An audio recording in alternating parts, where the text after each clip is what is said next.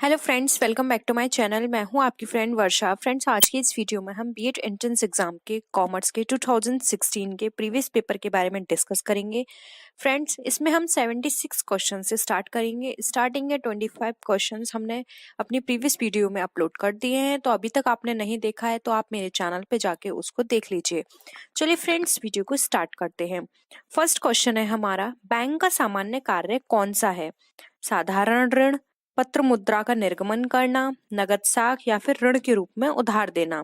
तो फ्रेंड्स, अगर हम बैंक के सामान्य रूप की बात करें, सामान्य कार्य की कि बैंक का सामान्य कार्य कौन सा है, तो वो है पत्र मुद्रा का निर्गमन करना। तो ऑप्शन बी यहाँ पे हमारा राइट आंसर है। जबकि साधारण ऋण देना, नगद साख या फिर ऋण के रूप में उधार देना, ये उसके सेकेंडरी काम होते हैं।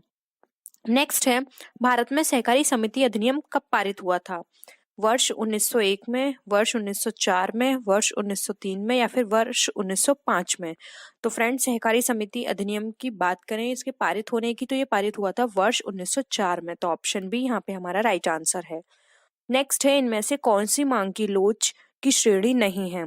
कीमत लोच, आड़ी लोच, आय लोच या फिर ऊंची लोच।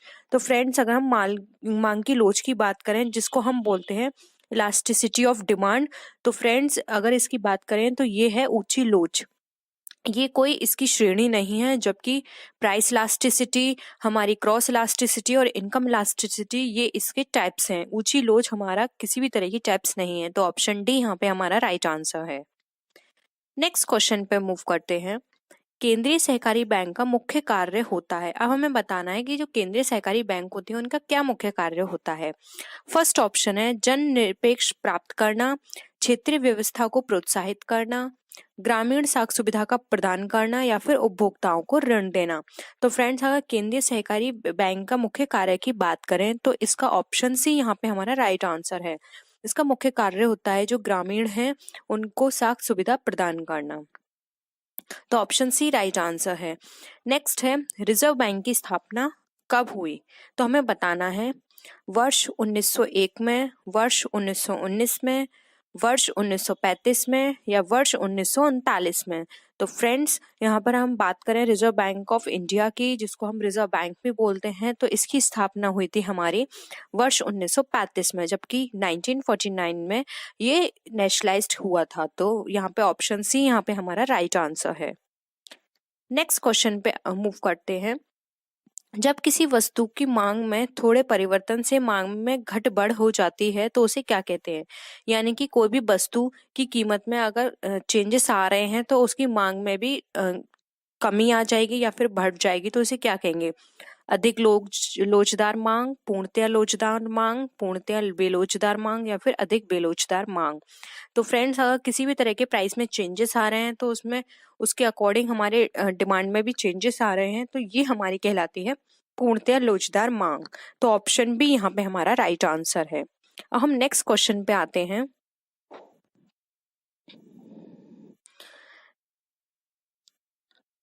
नेक्स्ट क्वेश्चन है हमारा, सीमांत उपयोगिता ह्रास के प्रतिपादक थे। यानी कि हमें बताना है कि जो सीमांत उपयोगिता ह्रास है उसके प्रतिपादक कौन थे? ग्रोसेन, फ्रेडरिक, मार्शल या फिर फ्रेजर।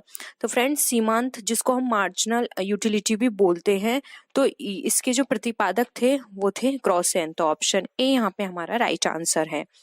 नेक्स्ट है, भारतीय स्टेट बैंक का मुख्यालय कहाँ स्थित है? नई दिल्ली, चेन्नई, मुंबई या फिर कोलकाता। तो फ्रेंड्स, भारतीय स्टेट बैंक का जो मुख्यालय है वो मुंबई में स्थित है। तो ऑप्शन सी यहाँ पे हमारा राइट आंसर है। नेक्स्ट है, जब सीमांत उपयोगिता शून्य होती है तो कुल उपयोगिता होगी। यानी कि जो मार्जिनल यूटिलिटी है वो हमारी जीरो है, तो हमारी टोटल यूटिलिटी कितनी होगी? ऋणात्मक, धनात्मक, सर्वाधिक या फिर शून्य। तो फ्रेंड्स, अगर मार्जिनल यूटिलिटी जीरो है तो वहां पे हमारी जो टोटल यूटिलिटी है वो हमारी सबसे ज्यादा होगी, यानी मैक्सिमम। तो ऑप्शन सी यहाँ पे हमारा राइट आंसर है। नेक्स्ट है, केंद्रीय सहकारी बैंक बनाए जाने का स्तर होता है ग्राम, प्रदेश, जिला या फिर मंडल। तो फ्रेंड्स, केंद्रीय सहकारी बैंक जो बनाई जाती हैं वो बनाई जाती हैं डिस्ट्रिक्ट के अकॉर्डिंग, जिला के अकॉर्डिंग। तो ऑप्शन सी यहाँ पे हमारा राइट आंसर है। नेक्स्ट क्वेश्चन पे आते हैं, निम्नलिखित में से कौन सा व्यापारिक बैंक नहीं है? तो हमें बताना है व्यापारिक बैंक कौन सा नहीं है। रिजर्व बैंक ऑफ इंडिया, देना बैंक, कैनरा बैंक या फिर विजया बैंक। तो फ्रेंड्स यहाँ पे हमारा रिजर्व बैंक ऑफ इंडिया ये व्यापारिक बैंक नहीं है, ये हमारा केंद्रीय बैंक है। तो ऑप्शन ए यहाँ पे हमारा राइट आंसर है। नेक्स्ट क्वेश्चन है, भारतीय स्टेट बैंक की स्थापना हुई है 1 जुलाई 1950, 1 जुलाई 1955, 19 जुलाई 1969 या फिर 1 जनवरी 1955। तो फ्रेंड्स अगर हम बात करें भारतीय स्टेट बैंक की, जिसको हम एसबीआई भी बोलते हैं, तो इसकी स्थापना हुई है 1 जुलाई 1955 को। इससे पहले इस बैंक का नाम था इंपीरियल बैंक ऑफ इंडिया, जिसको नेशनलाइज करके इसका नाम चेंज कर दिया गया, जो रखा गया स्टेट बैंक ऑफ इंडिया। इसलिए ये कहा जाता है कि इसकी जो स्थापना हुई है वो 1 जुलाई 1955 को हुई है। तो ऑप्शन बी यहाँ पे हमारा राइट आंसर है। नेक्स्ट क्वेश्चन पे हम आते हैं, नमक की मांग की लोच होती है, यानी कि जब प्राइस हम डिमांड इलास्टिसिटी की बात करें नमक के अकॉर्डिंग, तो वहां पे उसकी लोच कैसी होगी? अत्यधिक लोचदार होगी, पूर्णतः लोचदार होगी, इकाई लोचदार होगी या फिर अत्यधिक बेलोचदार होगी? तो फ्रेंड्स नमक की इकाई की बात करें तो यहाँ पे हमारा ऑप्शन सी राइट आंसर है, ये इकाई लोचदार होगी। क्योंकि फ्रेंड्स यहाँ पे अगर प्राइस में किसी भी तरह का चेंज आएगा नमक को लेकर, तो हमारे डिमांड में किसी भी तरह का फर्क नहीं आएगा। क्योंकि अगर प्राइस इंक्रीज होते हैं तब भी लोग, नमक एक ऐसी चीज है जिसको लोग एक्स्ट्रा में परचेस करके नहीं रखेंगे और वो उतना ही कंज्यूम करेंगे जितना उन्हें जरूरत है। सेम उसी तरह से अगर इसके प्राइस इंक्रीज होते हैं तो ये ऐसा चीज नहीं है जिसको हम किसी से सब्स्टिट्यूट कर सकें या फिर इसकी डिमांड हम कम कर दें, इसका यूज कम कर दें, ये हम उतना ही यूज करेंगे। इसीलिए अगर इसकी प्राइस में किसी भी तरह का चेंजेस होता है तो इसके डिमांड में किसी भी तरह का चेंजेस नहीं आएगा। तो इसकी जो ऑप्शन है हमारे राइट आंसर है वो है इकाई लोचदार। नेक्स्ट है, निम्नलिखित में से कौन सा खाता बैंकों में खोला जाता है? पूंजी खाता, चालू खाता, वही खाता या फिर रोकड़ खाता? तो फ्रेंड्स अगर हम यहाँ बात करें कि इसमें से कौन सा खाता यहाँ पे खोला जाता है बैंक के रेफरेंस में अगर हम बात कर रहे हैं, तो वो है चालू खाता, जिसको हम करंट अकाउंट बोलते हैं। जबकि पूंजी खाता कैपिटल अकाउंट, बही खाता हमारा लेजर हो गया और रोकड़ खाता हमारा कैश अकाउंट हो गया। ये सारी चीजें हम यूज करते हैं जब हम ट्रांजेक्शन्स करते हैं, जब उनको अपनी बुक्स में रिकॉर्ड करते हैं, तब हम ये सारी चीजें प्रिपेयर करते हैं। जबकि चालू खाता जो कि करंट अकाउंट है बैंक में ओपन किया जाता है। नेक्स्ट है, श्रम उत्पादन का डैश साधन होता है? सक्रिय, निष्क्रिय, शारीरिक या फिर मानसिक? तो फ्रेंड्स श्रम उत्पादन का एक सक्रिय साधन है, एक एक्टिव साधन है। अगर श्रम नहीं होगा तो उत्पादन नहीं किया जा सकता है। नेक्स्ट क्वेश्चन पे आते हैं, पूंजी का निर्माण निर्भर करता है, यानी कि पूंजी का निर्माण हमारा किस पे निर्भर करेगा? व्यय पर, आय पर, बचत पर या फिर ये सभी? तो फ्रेंड्स पूंजी का जो निर्माण होगा वो हमारा इफेक्ट करेगा बचत पर। जितनी बचत होगी हमारी पूंजी का जो कंस्ट्रक्शन होगा वो उतना ही होगा। ये कहा जाता है कि हम जितना सेव करके चलेंगे उतना ही हमारी कैपिटल में फॉर्मेशन होगा, हमारी कैपिटल फॉर्मेट होगी। तो अगर हमें पूंजी का निर्माण करना है तो हमें बचत पे ध्यान देना होगा। नेक्स्ट है, निम्नलिखित में से कौन सा उत्पादन का साधन नहीं है? भूमि, श्रम, वितरण या फिर पूंजी? तो फ्रेंड्स अगर हम बात करें यहाँ पे उत्पादन के साधन की कि कौन सा हमारा उत्पादन का साधन नहीं है, तो फ्रेंड्स वो है हमारा वितरण यानी कि डिस्ट्रीब्यूशन। जबकि हमारा लैंड, हमारा लेबर और हमारा कैपिटल ये हमारा पूंजी का उत्पादन का साधन होता है, जिसको फैक्टर्स ऑफ प्रोडक्शन भी कहा जाता है। तो ऑप्शन सी यहाँ पे राइट आंसर है, जो कि हमारा फैक्टर ऑफ प्रोडक्शन का हम बोल सकते हैं कि ये किसी भी प्रोडक्शन के लिए ये एक फैक्टर का काम नहीं करता है। नेक्स्ट क्वेश्चन पे मूव करते हैं, निम्नलिखित में से कौन सा मौद्रिक नीति का उपकरण है? राजकीय व्यय, जनता से ऋण, बैंक दर या फिर करारोपण? तो फ्रेंड्स अगर हम मौद्रिक नीति के उपकरण की बात करें तो यहाँ पे ऑप्शन सी हमारा राइट आंसर है, जो कि है बैंक दर। नेक्स्ट क्वेश्चन पे आते हैं, उत्पादन फलन यानी कि y इक्वल टू एल के किस कोटि का समघात है? शून्य, प्रथम, द्वितीय या फिर इनमें से कोई नहीं? तो फ्रेंड्स अगर हम बात करें यहाँ पे y इक्वल टू एल के उत्पादन के फलन की, तो फ्रेंड्स ये हमारा होता है प्रथम कोटि का समघात। तो ऑप्शन बी यहाँ पे हमारा राइट आंसर है।